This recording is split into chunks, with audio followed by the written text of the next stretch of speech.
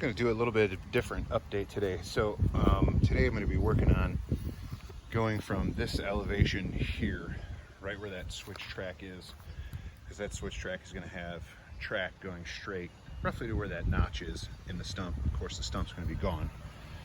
That'll be a place to park engines, so when you build trains in the yard, you can leave your switchers there. But at any rate, in order to connect phase 2 with phase 1, I need to go down this grade, okay? And in the last video, I talked about how I was going to lift up the track on that bridge there. So what I'm going to do is work backwards. I'm going to get this where it needs to be, at least the switch track. And then we will start going downhill from there. So I'm going to do like kind of a process video and give updates as I go. Now what I'm going to be doing is using the 411, that's the roadbed stuff, that's this stuff here, underneath the track to get it where it needs to be first, and then we'll ballast it. So just picked up some ballast. It used to be $1 a bucket. Now it's $2 a bucket, thanks COVID. So I got 12 buckets full of ballast, and this is limestone screenings. It's actually, I think it looks great to scale with G-scale, and it works very, very well to lock the track in.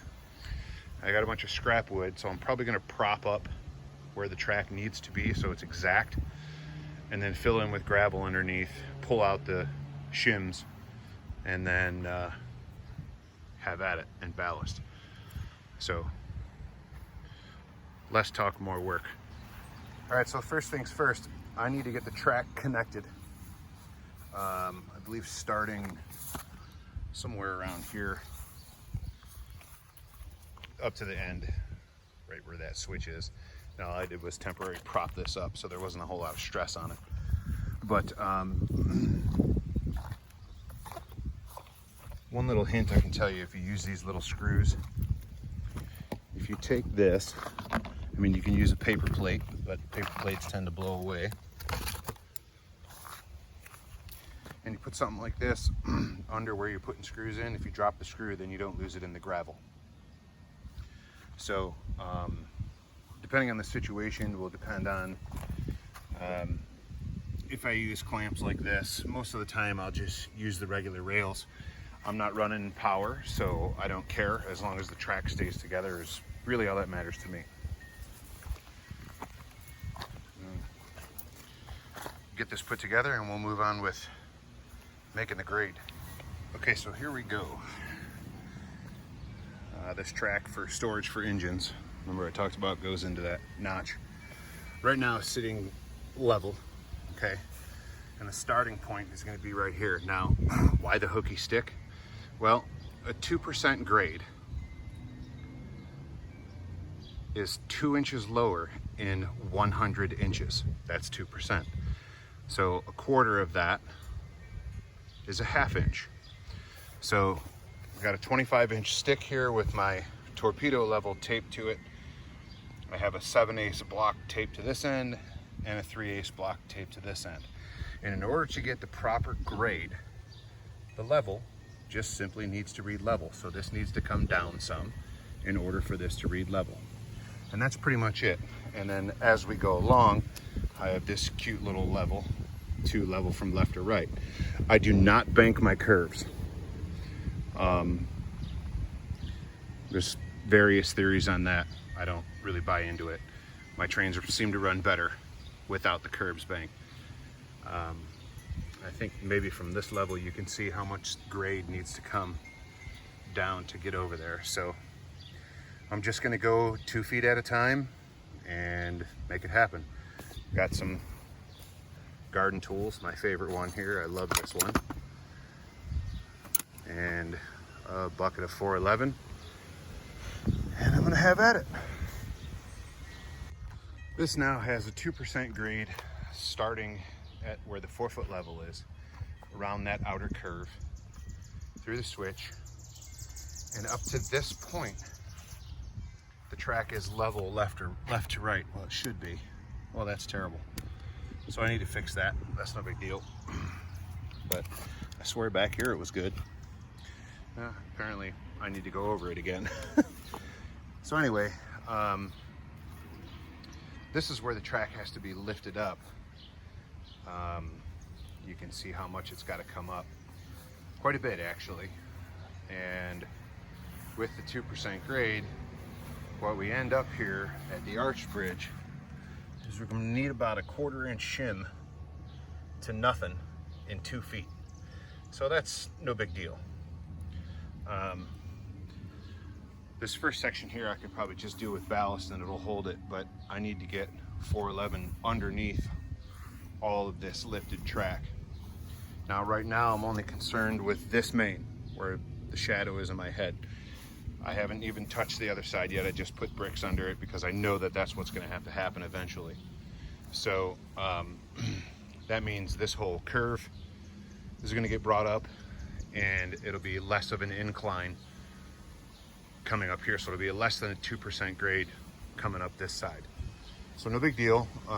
It's just more bulwark. It's more shoveling and moving gravel, which apparently I'm really good at.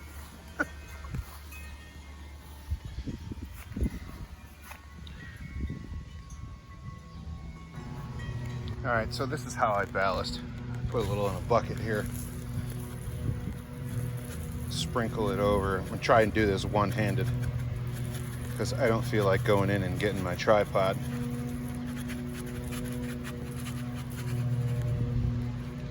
So cover the track like that. And then I just use my hoe. No, not the one that's at work, this one.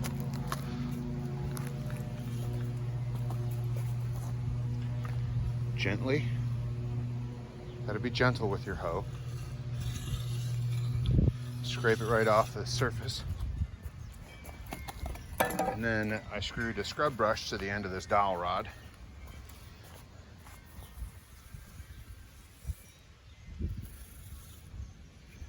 And I just use it like so.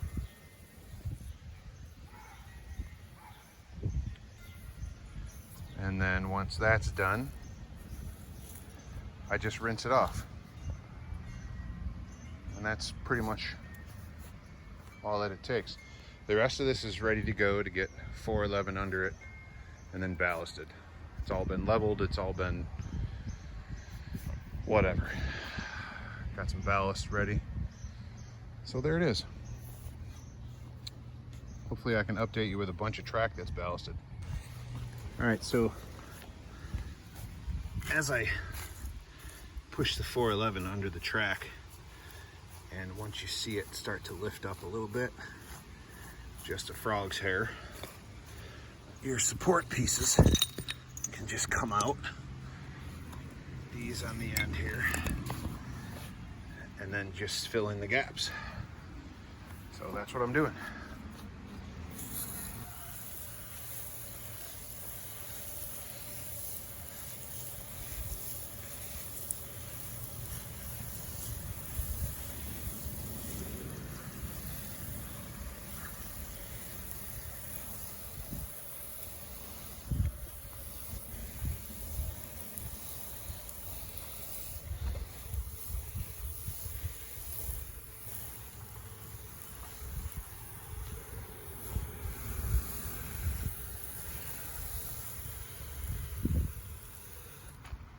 Yep, this is about as far as I'm going to get today.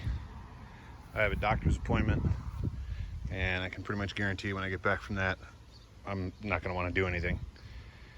So, it's coming along though. This inside loop is not screwed together yet, so that's why it's not ballasted. The last place it's screwed together is right there. Right next to that switch, basically. So I don't know, might come out here afterwards and at least fasten some track together, who knows. But I've gone through this is 3 buckets of ballast. It always uses a lot, the initial ballast. I'll probably use 3 buckets total on the 350 feet that's in the front yard. Anyway, thanks for watching.